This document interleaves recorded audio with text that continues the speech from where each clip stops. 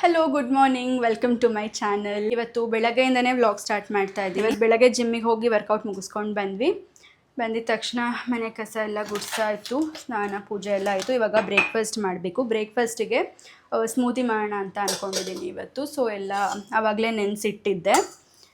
So ಇದರಲ್ಲಿ ಏನೇನು ನೆನೆಸಿದ್ದೀನಿ ಅಂತ ನಾನು ಡೀಟೇಲಾಗಿ ಆಲ್ರೆಡಿ ಇನ್ಸ್ಟಾಗ್ರಾಮಲ್ಲಿ ಹಾಕಿದ್ದೀನಿ ನನ್ನ ಪೇಜಲ್ಲಿ, ಬೇಕಂದರೆ ಚೆಕ್ ಮಾಡ್ಬೋದು. ಇವಾಗ ಸ್ಮೂತಿ ಮಾಡಿಬಿಡ್ತೀನಿ.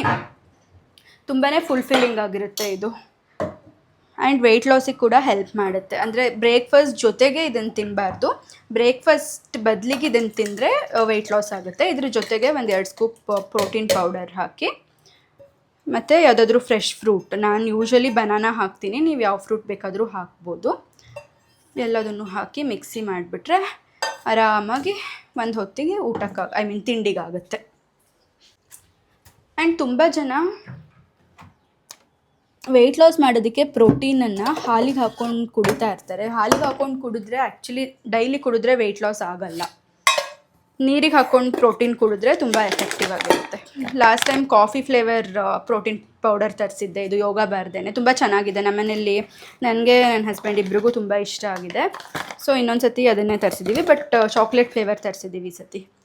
ಇದರಲ್ಲಿ ಏನು ಅಂತ ಅಂದರೆ ಮಾಂಕ್ ಫ್ರೂಟ್ ಇರೋದ್ರಿಂದ ಸ್ವಲ್ಪ ಸ್ವೀಟ್ ಆಗಿರುತ್ತೆ. ಅಂದರೆ ಆ ಮಾಂಕ್ ಫ್ರೂಟು ಸ್ವೀಟ್ನರ್ ಏಜೆಂಟಾಗಿ ಯೂಸ್ ಮಾಡ್ತಾರೆ, ಅಂದರೆ ಅದು ಕೆಟ್ಟದು ಅಂತ ಅಲ್ಲ, ಫ್ರೂಟ್ ಇಟ್ ಸೆಲ್ಫ್ ಸ್ವೀಟ್ ಆಗಿರುತ್ತೆ. ಸೊ ಅದನ್ನು ಇದಕ್ಕೆ ಹಾಕಿರ್ತಾರೆ, ಸೊ ಸ್ವಲ್ಪ ಸ್ವೀಟ್ ಇರುತ್ತೆ. ನಾವು ಹನಿ ಅಥವಾ ಖರ್ಜೂರ ಅದನ್ನೆಲ್ಲ ಏನು ಸ್ವೀಟಿಗೆ ಅಂತ ಆ್ಯಡ್ ಮಾಡ್ಕೊಳ್ಳೋ ನೆಸೆಸಿಟಿ ಇಲ್ಲ. ಸೊ 2 ಸ್ಕೂಪ್ ಪ್ರೋಟೀನ್ ಪೌಡರ್ ಹಾಕಿದ್ದೀನಿ, ಮತ್ತು ಬನಾನಾ, ಫ್ರೆಶ್ ಬನಾನಾ. ಇದು ಆ್ಯಕ್ಚುಲಿ 1 ಹಾಕಿದ್ರೆ ಸಾಕು. ಪಚ್ಚಬಾಳೆಹಣ್ಣು, ಪುಟ್ಟಬಾಳೆಹಣ್ಣಾದರೆ 2 ಬೇಕಾಗುತ್ತೆ. ಇದು ಆ್ಯಕ್ಚುಲಿ ಅಮೆಝಾನ್. ನಾನು ಎಲ್ಲ ವೆಜಿಟೇಬಲ್ಸ್, ಫ್ರೂಟ್ಸ್ ಎಲ್ಲ ಈ ನಡುವೆ ಅಮೆಝಾನಲ್ಲೇ ತರಿಸ್ತಿದ್ದೀನಿ. ಫ್ರೆಶ್ ಕ್ವಾಲಿಟಿ ಸಿಗುತ್ತೆ ಆ್ಯಂಡ್ ರೇಟು ಕಡಿಮೆ ಇರುತ್ತೆ. ಆಲ್ಸೋ ಕ್ಯಾಶ್ ಬ್ಯಾಕು ಸಿಗ್ತಾ ಇರುತ್ತೆ, ಅದಕ್ಕೆ ಚೆನ್ನಾಗಿದೆ. ಕಟ್ ಮಾಡಿ ಹಾಕೋಬೇಕು. ಆ್ಯಕ್ಚುಲಿ ಒಂದು ಸತಿ ಮ್ಯಾಂಗೋ ಹಾಕ್ಬಿಟ್ಟು ಮಾಡಬೇಕು ಅಂತ ಇಷ್ಟ ಇದೆ ನನಗೆ, ಬಟ್ ಇನ್ನು ಸೀಸನ್ ಸ್ಟಾರ್ಟ್ ಆಗಿಲ್ಲ ಪ್ರಾಪರಾಗಿ. ನೋಡೋಣ, ಒಂದು ಸತಿ ಟ್ರೈ ಮಾಡಬೇಕು, ಚೆನ್ನಾಗಿರುತ್ತೆ ಪ್ರಾಬಬ್ಲಿ. ಓಕೆ, ಇವಾಗ ಇದಕ್ಕೆ ಸ್ವಲ್ಪ ಹಾಲು ಹಾಕೋಬೇಕು.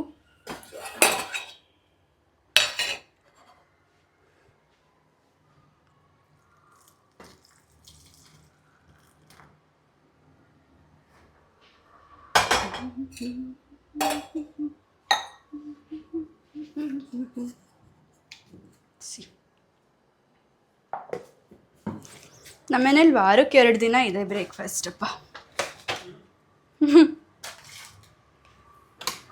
ಸರಿ, ಸೊ ಇಷ್ಟು ಮಾಡಿದ್ರೆ ಬ್ರೇಕ್ಫಾಸ್ಟ್ ರೆಡಿ. ಆರಾಮಾಗಿ ಹೊಟ್ಟೆ ತುಂಬ ಇಬ್ಬರಿಗಾಗುತ್ತೆ. ಸಖತ್ ತಿಕ್ಕಿರುತ್ತೆ.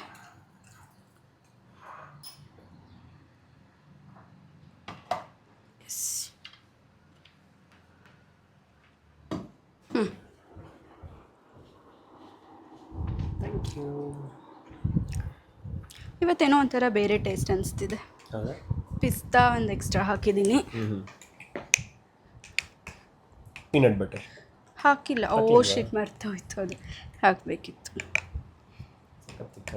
ಹೌದು, ಅದಕ್ಕೆ ಸ್ಪೂನ್ ಕೊಟ್ಟೆ.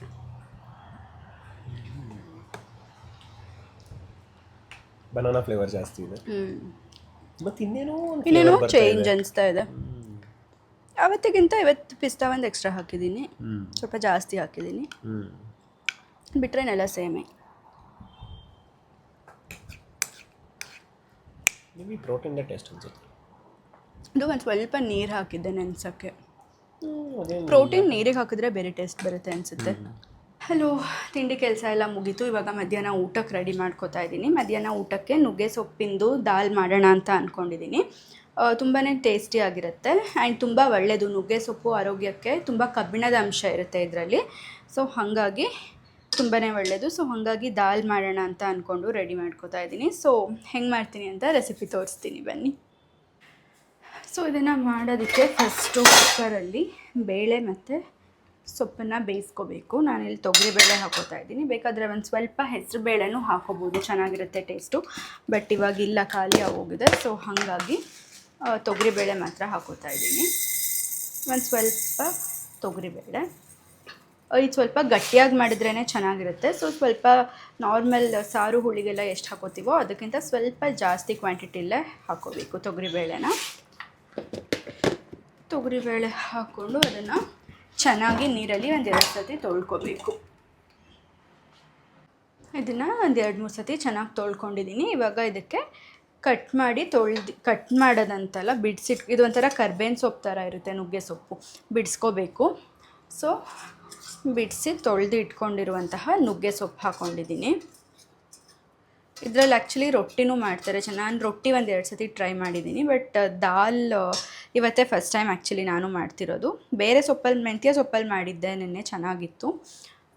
ಸೊ ಇವತ್ತು ನುಗ್ಗೆ ಸೊಪ್ಪಲ್ಲಿ ಟ್ರೈ ಮಾಡೋಣ ಅಂತ ಮಾಡ್ತಾಯಿದ್ದೀನಿ. ಚೆನ್ನಾಗಿರ್ಬೋದು ಮೋಸ್ಟ್ಲಿ, ನೋಡೋಣ, ಟೇಸ್ಟ್ ಮಾಡಿ ಹೆಂಗಿದೆ ಅಂತ ಹೇಳ್ತೀನಿ. ಸೊ ನುಗ್ಗೆ ಸೊಪ್ಪು ಹಾಕ್ಕೊಂಡ್ಮೇಲೆ ಒಂದು ಚಿಟಿಕೆ ಅರಿಶಿನ ಹಾಕ್ಕೋಬೇಕು. ಅರಿಶಿನ ಅದಾದಮೇಲೆ ಟೊಮ್ಯಾಟೊ, ದೊಡ್ಡದಾದರೆ 1 ಟೊಮ್ಯಾಟೊ ಸಾಕು, ಚಿಕ್ಕದಾದರೆ 2 ಟೊಮ್ಯಾಟೊ ಹಾಕ್ಕೋಬೇಕು. ಸುಮಾರು ಜನ ಪಪ್ಪು ಮಾಡೋದಕ್ಕೆ ಅಥವಾ ದಾಲ್ ಮಾಡೋದಕ್ಕೆ ಈರುಳ್ಳಿ ಹಾಕೋತಾರೆ, ಬಟ್ ನಂಗೆ ಈರುಳ್ಳಿ ಹಾಕ್ಕೊಂಡ್ರೆ ಅಷ್ಟು ಇಷ್ಟ ಆಗಲ್ಲ. ಸೊ ಅದಕ್ಕೋಸ್ಕರ ಈರುಳ್ಳಿ ಹಾಕ್ಕೊಳ್ಳಲ್ಲ ನಾನು. ಈರುಳ್ಳಿ ಬೆಳ್ಳುಳ್ಳಿ ಏನೂ ಹಾಕ್ಕೊಳ್ಳಲ್ಲ, ಜಸ್ಟ್ ಟೊಮ್ಯಾಟೊ ಹಾಕೋತಾ ಇದ್ದೀನಿ. ಟೊಮ್ಯಾಟೊ ಫ್ಲೇವರ್ ಚೆನ್ನಾಗಿರುತ್ತೆ. ಇದನ್ನು ಜಸ್ಟ್ ಈ ಥರ ಮೇಲ್ಗಡೆ ಕಟ್ ಮಾಡಿ ಹಾಕೋತೀನಿ. ಅದು ಬೆಂದ ಮೇಲೆ ಸಿಪ್ಪೆ ತೆಕ್ಕೊಳ್ಳೋದಕ್ಕೆ ಈಸಿ ಆಗುತ್ತೆ ಅಂತ ಅಷ್ಟೆ. ಸೊ ಇಷ್ಟನ್ನು ಹಾಕಿ ಒಂದು ಸ್ವಲ್ಪ ನೀರು, ಜಾಸ್ತಿನೂ ನೀರು ಹಾಕಬಾರ್ದು, ಬಿಕಾಸ್ ಅದು ತುಂಬ ನೀರಾದರೆ ಟೇಸ್ಟಿಯಾಗಿರಲ್ಲ. ಸೊ ಸ್ವಲ್ಪ ನೀರು ಹಾಕ್ಕೊಂಡ್ರೆ ಸಾಕು. ಅದು ಮುಳುಗೋದಕ್ಕೆ ಎಷ್ಟು ಬೇಕೋ ಅಷ್ಟು ನೀರು ಹಾಕ್ಕೊಂಡು ಅದನ್ನು ಒಂದು 2 ವಿಷಲ್ಲು ಅಥವಾ 3 ವಿಷಲ್ಲು ಚೆನ್ನಾಗಿ ಕೂಗಿಸ್ಕೋಬೇಕು. ಬೇಳೆ ಸಾಫ್ಟ್ ಆಗಬೇಕು. ಸೊ ಬೇಳೆ ಸಾಫ್ಟ್ ಆಗೋ ತನಕ ಒಂದು 4-5 ವಿಷಲ್ ಕೂಗಿಸ್ಕೋಬೇಕು. ಮತ್ತು ಇದ್ರ ಜೊತೆಗೆ ಒಂದು ಸ್ವಲ್ಪ ಉಪ್ಪನ್ನು ಹಾಕ್ಕೊಂಬಿಡೋಣ, ಚೆನ್ನಾಗಿ ಬೇಯುತ್ತೆ ಎಲ್ಲದು. ಉಪ್ಪು ಹಾಕ್ಕೊಂಡ್ರೆ ಚೆನ್ನಾಗಿ ಬೇಯುತ್ತೆ ಎಲ್ಲ ಐಟಮ್ಸು. ಸೊ ಇಷ್ಟನ್ನು ಹಾಕ್ಕೊಂಡು ಕುಕ್ಕರ್ ಮುಚ್ಚಿ ಒಂದು 4-5 ವಿಷಲ್ ಕೂಗಿಸ್ಕೋಬೇಕು.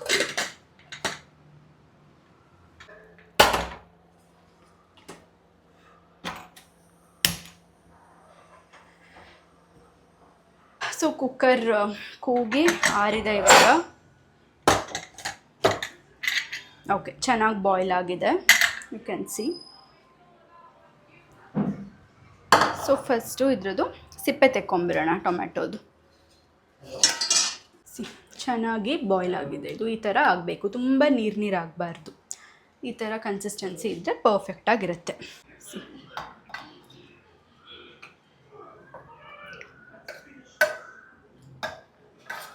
ಓಕೆನಾ, ಇದನ್ನು ತೆಗೆದು ಇಟ್ಕೊಂಡು ಇವಾಗ ಒಗ್ಗರಣೆ ಮಾಡ್ಕೋಬೇಕು. ಒಗ್ಗರಣೆ ಮಾಡಿ ಆ ಒಗ್ಗರಣೆಗೆ ಈ ದಾಲ್ನ ಹಾಕಿ ಒಂದು 5 ನಿಮಿಷ ಕುದಿಸ್ಕೊಂಡ್ರೆ ಸಾಕು, ರೆಡಿ ಆಗೋಗುತ್ತೆ. ತುಂಬ ಬೇಗ ಆಗುತ್ತೆ, ತುಂಬ ಈಸಿ ಆ್ಯಂಡ್ ತುಂಬ ಹೆಲ್ದಿ ಕೂಡ. ಓಕೆನಾ. ಸೊ ಇವಾಗ ಎಣ್ಣೆ ಕಾಯಕ್ಕೆ ಬಿಡಬೇಕು. ಕಡಲೆಕಾಯಿ ಎಣ್ಣೆ ಹಾಕ್ಕೊಂಡಿದ್ದೀನಿ, ರಿಫೈನ್ಡ್ ಆಯಿಲ್ ಹಾಕೋಬೇಡಿ, ಗ್ರೌಂಡ್ನಟ್ ಆಯಿಲೇ ಹಾಕ್ಕೊಳ್ಳಿ. ಓಕೆನಾ. ಇವಾಗ ಎಣ್ಣೆ ಸ್ವಲ್ಪ ಬಿಸಿ ಆದಮೇಲೆ ಇದಕ್ಕೆ ಒಂದು ಅರ್ಧ ಟೀ ಸ್ಪೂನಷ್ಟು ಸಾಸಿವೆ, ಒಂದು ಅರ್ಧ ಟೀ ಸ್ಪೂನಷ್ಟು ಜೀರಿಗೆ, ಅರಿಶಿನ ಆಲ್ರೆಡಿ ಹಾಕಿರ್ತೀವಿ, ಒಂದು ಸ್ವಲ್ಪ ಉದ್ದಿನಬೇಳೆ, ಇಷ್ಟನ್ನು ಹಾಕ್ಕೊಂಡು ಚೆನ್ನಾಗಿ ಫ್ರೈ ಮಾಡ್ಕೊಳ್ಳಿ. ಇಷ್ಟನ್ನು ಹಾಕ್ಕೊಂಡು ಚೆನ್ನಾಗಿ ಫ್ರೈ ಮಾಡ್ಕೋಬೇಕು. ಅದಾದಮೇಲೆ ನಾವು ಬೇಯಿಸಿಟ್ಕೊಂಡಿರ್ತೀವಲ್ಲ ಬೇಳೆ, ಈ ಬೇಳೆನ ಇದಕ್ಕೆ ಹಾಕ್ಕೋಬೇಕು.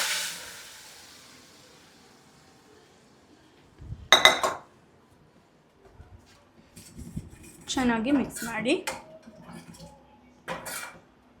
ಓಕೆ, ಅದಾದಮೇಲೆ ಟೊಮ್ಯಾಟೊ ನಾವು ಆವಾಗಲೇ ಬೇಯಿಸಿ ಇಟ್ಕೊಂಡಿದ್ವಿ ನೋಡಿ, ಇದನ್ನು ಚೆನ್ನಾಗಿ ಸಿಪ್ಪೆ ತೆಗಿಬೇಕು. ಒಂದು ಸ್ವಲ್ಪ ಆರಿದ ಮೇಲೆ ಚೆನ್ನಾಗಿ ಸಿಪ್ಪೆ ತೆಗೆದು ಮ್ಯಾಶ್ ಮಾಡಿ ಹಾಕೋಬೇಕು. ಇದು ತುಂಬ ಸಾಫ್ಟ್ ಆಗಿರುತ್ತೆ, ಸೊ ಅದು ಆಲ್ರೆಡಿ ಮ್ಯಾಶ್ ಆಗಿರುತ್ತೆ ನೀಟಾಗೇ. ಅದೊಂದು ಚೂರು ಹಾಕಿ ಸ್ಟಿರ್ ಮಾಡಿದ್ರೆ ಸಾಕು, ಚೆನ್ನಾಗಿ ಮ್ಯಾಶ್ ಆಗೋಗುತ್ತೆ. ಸಿಪ್ಪೆ ಒಂದು ತೆಗಿಬೇಕಷ್ಟೆ ನೀಟಾಗಿ. ಓಕೆನಾ? ಟೊಮ್ಯಾಟೊನ ಹಾಕ್ಕೋಬೇಕು ಸಿಪ್ಪೆ ತೆಗೆದು.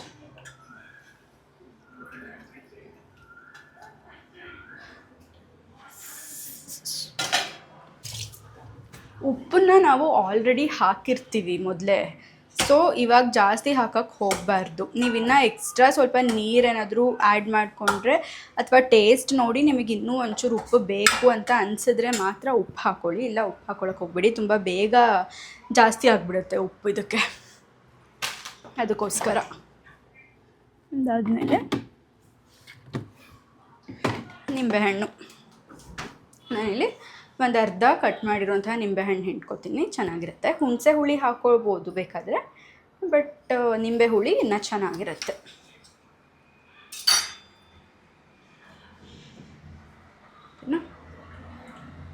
ಅರ್ಧ ಹೋಳು ನಿಂಬೆಹಣ್ಣು ಹಿಂಡಿದ್ದೀನಿ. ಈ ಸಮ್ಮರಿಗೆ ತುಂಬ ಖಾರ ಇರೋ ಸಾರು ಹುಳಿ ಅದೆಲ್ಲ ತಿನ್ನೋಕ್ಕೆ ಇಷ್ಟನೇ ಆಗೋಲ್ಲ. ಈ ಥರ ಸಿಂಪಲ್ಲಾಗಿ ಏನಾದರೂ ಲೈಟಾಗಿ ತಿನ್ನಬೇಕು ಅಂತ ಅನಿಸ್ತಿರುತ್ತೆ. ಸೊ ಅದಕ್ಕೆ ಬೆಸ್ಟ್ ಡಿಶ್ ಇದು. ಒಂದು ಅರ್ಧ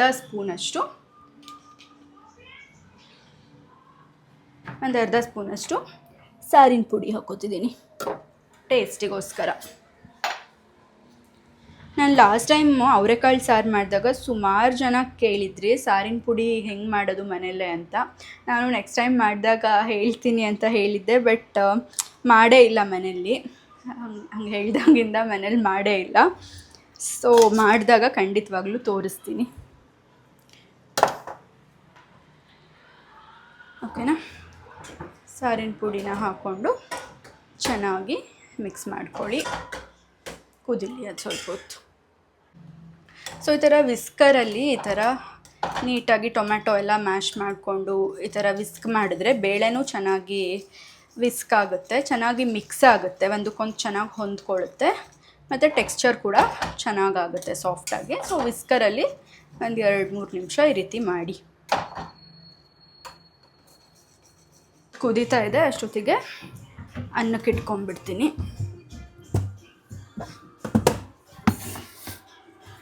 ಇಬ್ಬರಿಗೆ ಅರ್ಧ ಪಾವ್ ಅಕ್ಕಿ ಸಾಕು. ಅದರಲ್ಲೇ ಇನ್ನೂ ಒಂಚೂರು ಉಳಿಯುತ್ತೆ ಆ್ಯಕ್ಚುಲಿ. ಸೊ ಆದಷ್ಟು ಕಡಿಮೆನೇ ಮಾಡ್ತೀನಿ ನಾನು, ಮತ್ತೆ ಚೆಲ್ಲಕ್ಕೆ ಬೇಜಾರಾಗುತ್ತೆ. ಹಾಗಾಗಿ ಸಾಕು. ಸೊ ನೋಡಿ, ಇದು ಇವಾಗ ನೀಟಾಗಿ ಕುದೀತಾ ಇದೆ, ಸ್ಟಾರ್ಚ್ ಬಿಟ್ಕೋತಾ ಇದೆ ಬೇಳೆದು.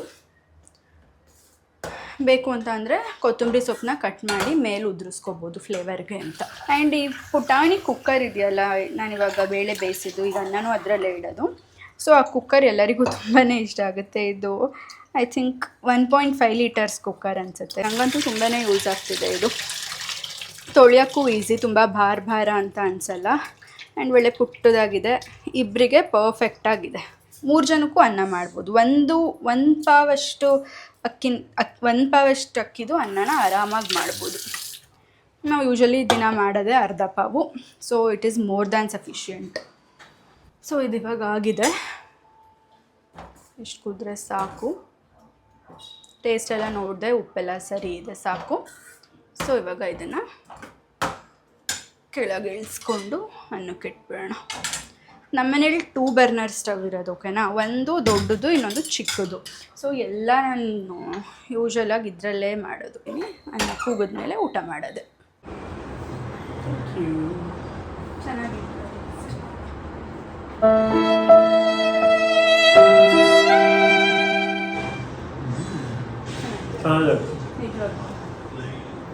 ಕಹಿ ಕಹಿ ಅಂತ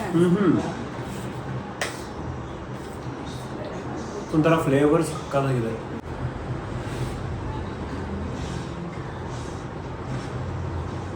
ಚೆನ್ನಾಗಿದೆ. ರೆಸಿಪಿ ಚೆನ್ನಾಗಿದೆ.